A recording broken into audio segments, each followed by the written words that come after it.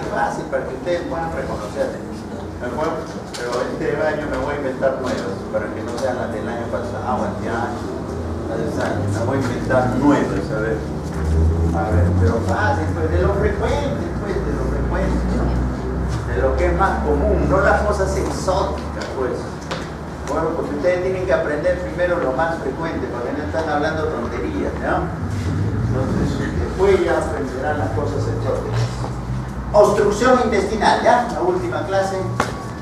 Obstrucción u oclusión intestinal, ¿no? Puede ser total o puede ser parcial, ¿de acuerdo? Es la detención completa y persistente del contenido intestinal en algún punto a lo largo del tubo digestivo. Y la obstrucción parcial o suboclusión intestinal si la detención no es completa ni persistente, ¿no? Hay veces empieza también, eso es verdad, empieza como una obstrucción parcial, ¿no? Pero al final se puede transformar en una obstrucción total, ¿no? Entonces, ¿no? Es algo que también van a ver con bastante frecuencia, obstrucciones intestinales, ¿de acuerdo? Obstrucciones intestinales, lo van a ver en emergencia, lo van a ver en los pacientes que están hospitalizados, en algunos, ¿de acuerdo? Van a ver la obstrucción intestinal. Podemos hablar entonces desde el punto de vista de las causas de la obstrucción intestinal de un hilio mecánico o de un hilio paralítico, ¿no? De un hilio mecánico o de un hilio paralítico. Una obstrucción mecánica o el problema está en algo mecánico que obstruye la luz, ¿no es cierto? ¿No? Todo tubo, cualquiera sea el intestino, el bronquio, ¿no es cierto? ¿Qué más? Cualquier cosa, cualquier tubo puede ser obstruido de tres formas, ¿no es cierto? ¿Por qué se produce la atelectasia? ¿Cuál es la causa más frecuente de atelectasia? ¿Qué? ¿Cuerpo extraño? ¿Cuerpo extraño? ¿Qué cosa? ¿Todos los días te pasa una bola? ¿Qué cosa? ¿Cuerpo extraño es la causa más frecuente? ¿Cuál es la causa más frecuente de atelectasia? La atelectasia es porque, ¿qué cosa? ¿Por qué se produce la atelectasia? Se obstruye, ¿no? O algo con el bronquio, ¿no es cierto? Y se colapsa el alveolo, ¿no es cierto? Sí. Entonces, ¿por qué se puede obstruir un tubo? Si ustedes tienen un tubo, ¿por qué se puede obstruir? ¿Porque algo de afuera lo empuja? ¿Estamos de acuerdo? ¿Sí? Se puede obstruir porque algo en la luz, ¿no es cierto? O se puede obstruir porque de la pared crece algo, ¿no es cierto? Y lo cierra. No hay otra forma, ¿o no? ¿Sí o no? ¿Sí? Igualito es el intestino, ¿no es cierto? El intestino se puede obstruir por algo acá, por algo de afuera o por algo que crece de la pared, ¿no es cierto? No hay otra forma. O sea, esas son las tres formas. Entonces, la atelectasia, ¿por qué se obstruye con mayor frecuencia? ¿Por? Fibrosis pulmonar. Y la fibrosis pulmonar es del intersticio. No es del... ¿Por qué? O sea, piensen, yo sé que es difícil para ustedes, pero piensen. ¿Ah? Claro, eso es lo más frecuente. Moco. Eso es lo más frecuente de atelectasia. No se olviden en su cabecita, moco. ¿De acuerdo? Por eso que decimos a los pacientes cuando están postrados que hagan sus ejercicios respiratorios, ¿no es cierto? Que inflen un globo, ¿no? Que inflen un globo y ahí están expandiendo sus pulmones, están ejerciciando, ¿de acuerdo? Para que no se llenen de moco, ¿no? O sea, lo más frecuente es moco, no se olviden, ¿de acuerdo? En el postoperatorio hacen atelectasia, ¿por qué? Porque estuvieron ahí echados varias horas, no ventilaron, encima están con la anestesia que no expanden el pulmón y entonces se acumula moco y hacen atelectasia, ¿de acuerdo? Ya, entonces es lo más frecuente, ¿ya? ¿No? Es igual el esófago, ¿no es cierto? En la mañana lo que tuvieron ahí había una discusión sobre un problema, si era en el esófago o no era en el esófago, pero el esófago igual, ¿no es cierto? Se puede obstruir por algo en la luz, por algo que lo comprime, o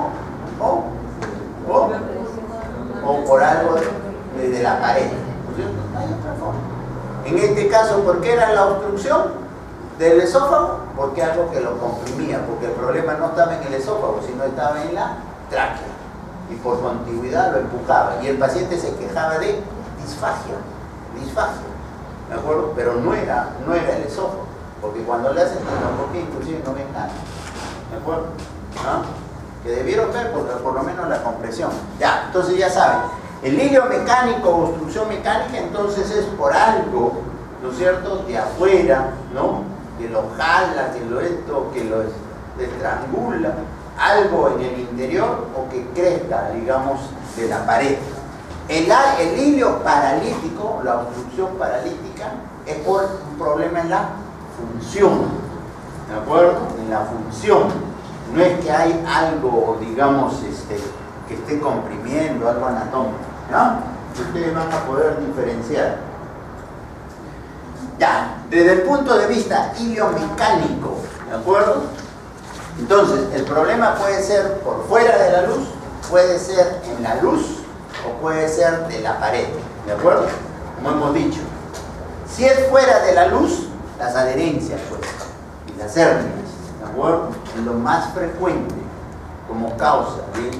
Por eso, temprano les digo a mis alumnos una vez más, ¿no? Miren las regiones inguinales que tienen miedo, ¿de acuerdo? De repente ahí está la obstrucción, ahí está una hernia. No se olviden de descubrir bien a su paciente, una miradita, ¿no? Para la brida, ¿qué tendrán que ver?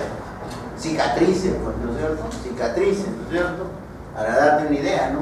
No es frecuente, digamos, que alguien tenga adherencias si no ha sido operado. Puede haber, pero no es lo usual, ¿de acuerdo? Hernias, los vólvulos también, ¿no?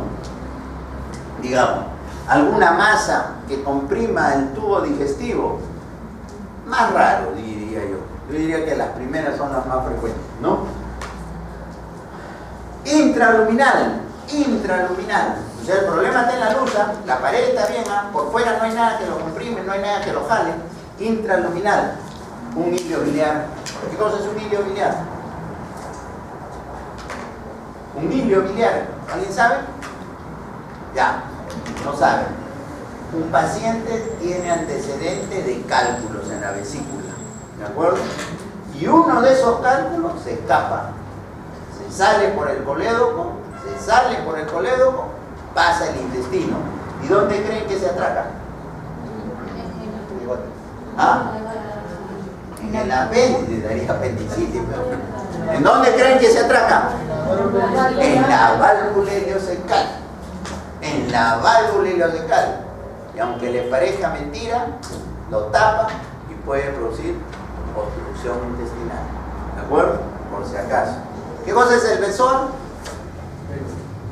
Cualquier tontería que te pongan, ¿no? Tontería la extraña y se forma como una pelota, ¿no? Lo pasa y al final eso también puede obstruir la luz. Un parásito puede obstruir la luz. Ah, claro. ¿Quién puede obstruir la luz? La ácaros, ¿no es cierto? Igual en la válvula. Ya, pero son raros, ¿ah? Ya, son cosas exóticas.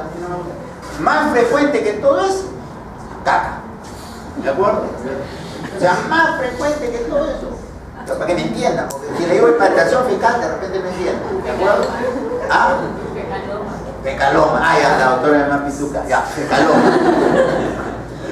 Ya, fecaloma, ¿no? Eso es frecuente. ¿Por qué los fecalomas son frecuentes?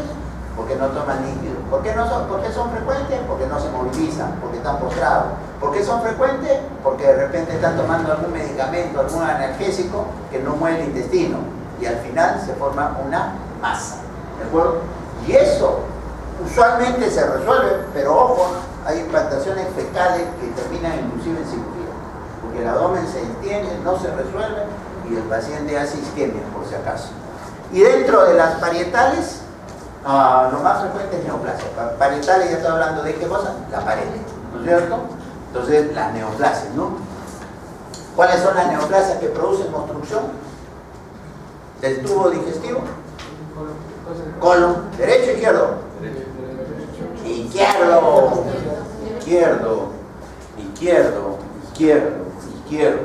¿De acuerdo?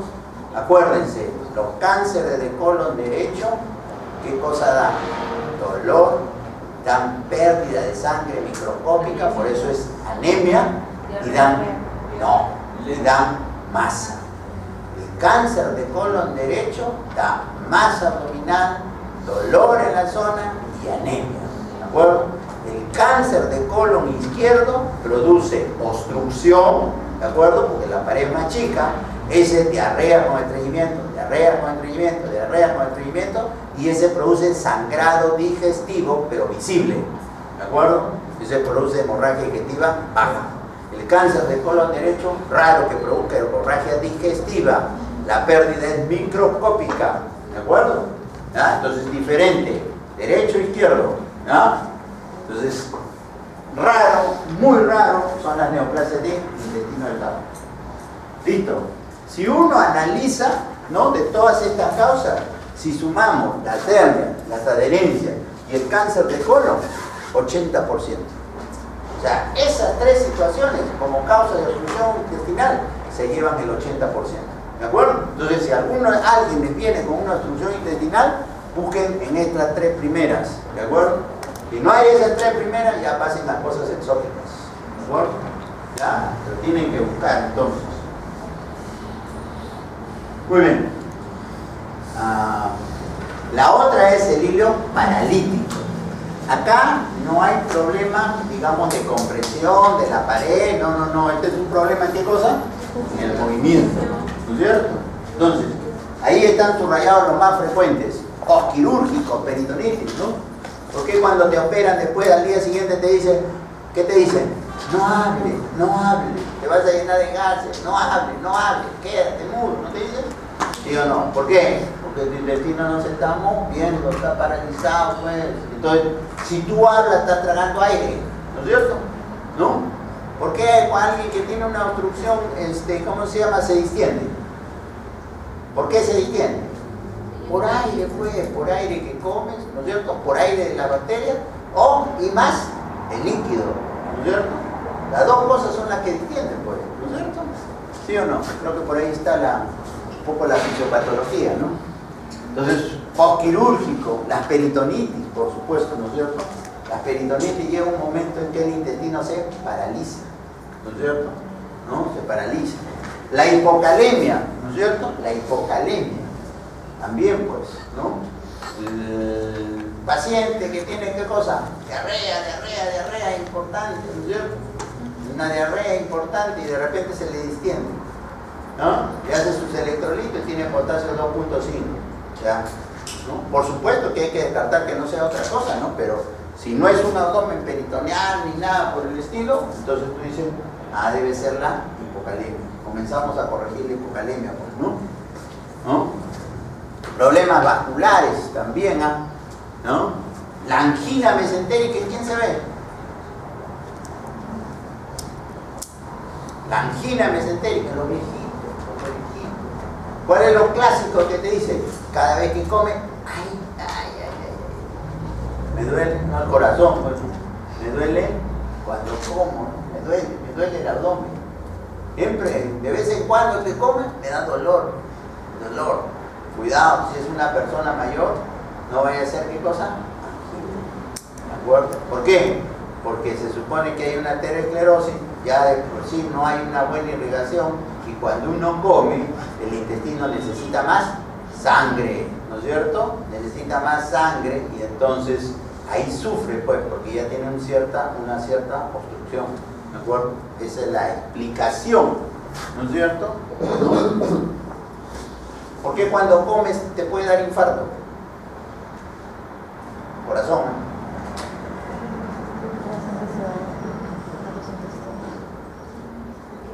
Uy, ¿cómo no vas a ver?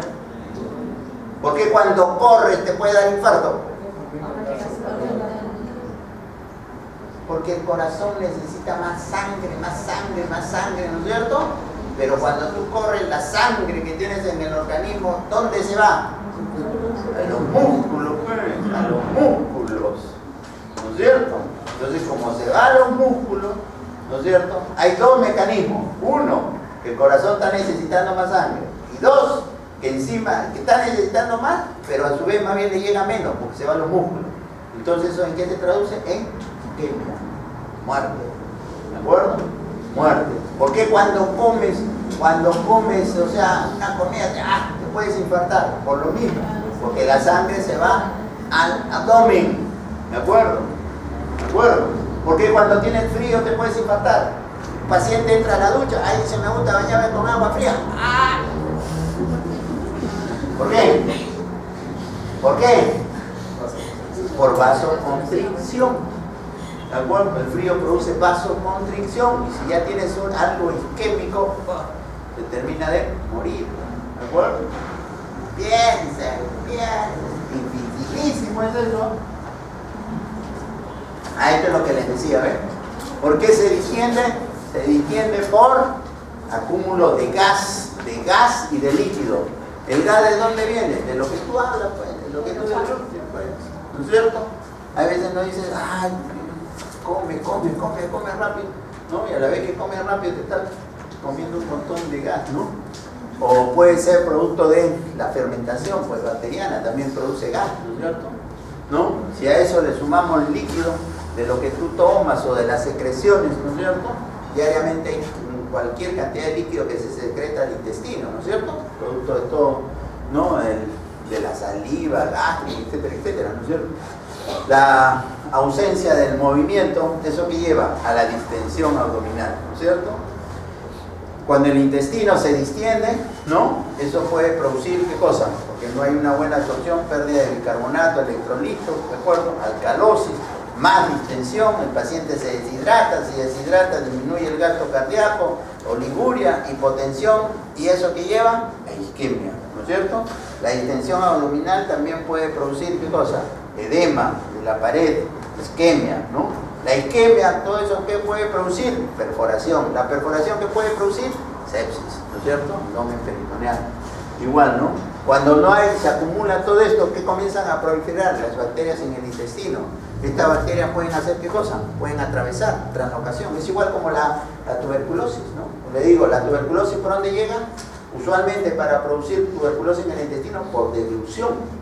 Primero se localiza en el intestino y después puede hacer translocación bacteriana. Igualito las bacterias común y corriente pueden hacer eso y finalmente sepsis, ¿no?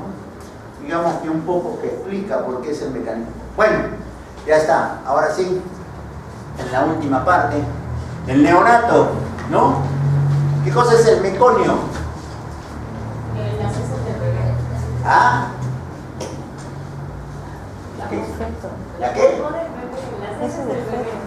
Las heces del bebé, pero ¿qué es en sí? Las heces, ¿por qué está formado?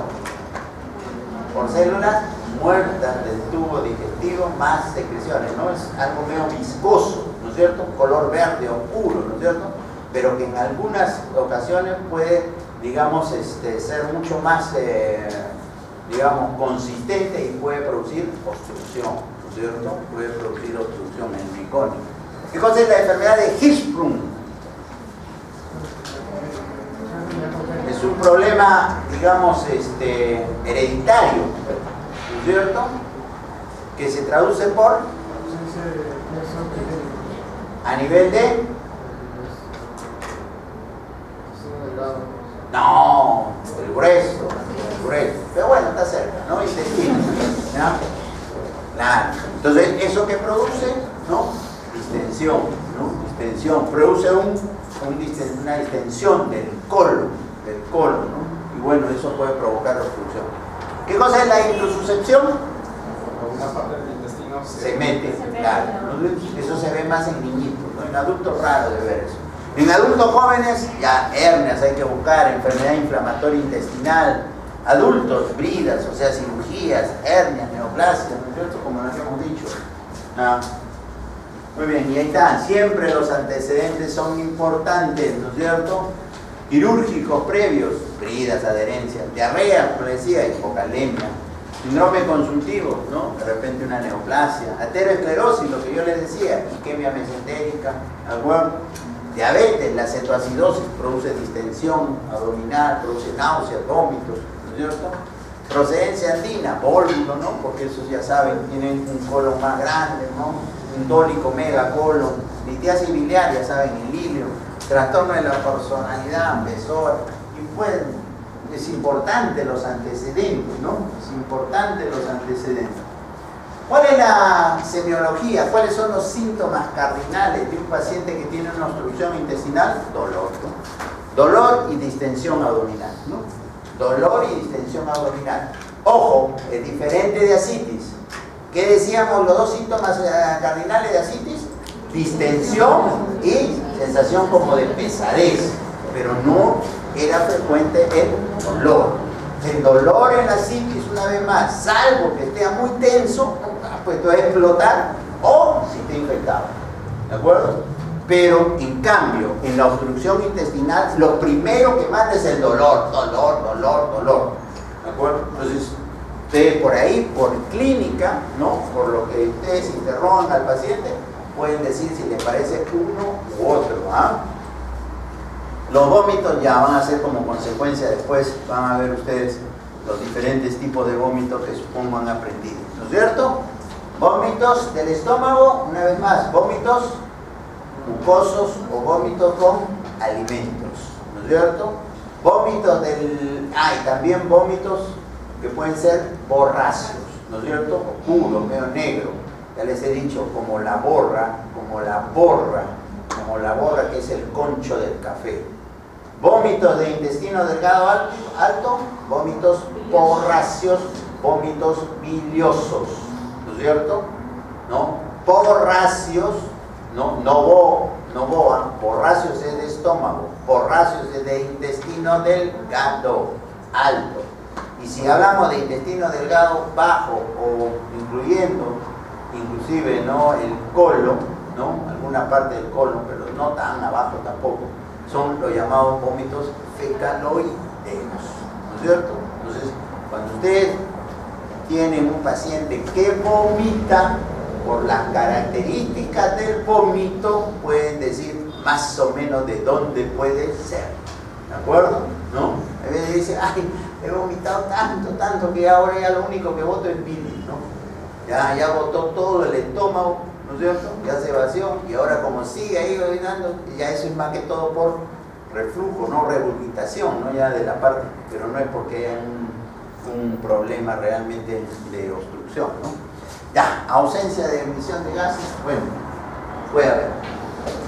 El dolor, generalmente en la obstrucción intestinal, ¿no? Lo más frecuente es que sea a nivel del mesogástrico, ¿no? ¿Ya? Pero si hay sufrimiento del intestino, hay isquemia, hay irritación peritoneal, el dolor puede hacerse difuso, por si acaso. Inicialmente es tipo retortijón, hilo mecánico, o continuo, si es un hilo paralítico, si hay una isquemia pues persistente, si hay una perforación, ya el dolor, digamos, es continuo, ¿no? Pero si no, en las primeras etapas es tipo retortijón, ¿no es cierto? Que viene por momento, ¿no? Por momento, sube, baja. La distensión abdominal, ya saben, es como consecuencia de qué cosa? Del aire y líquido. Ya saben de dónde viene el aire, de dónde viene el líquido.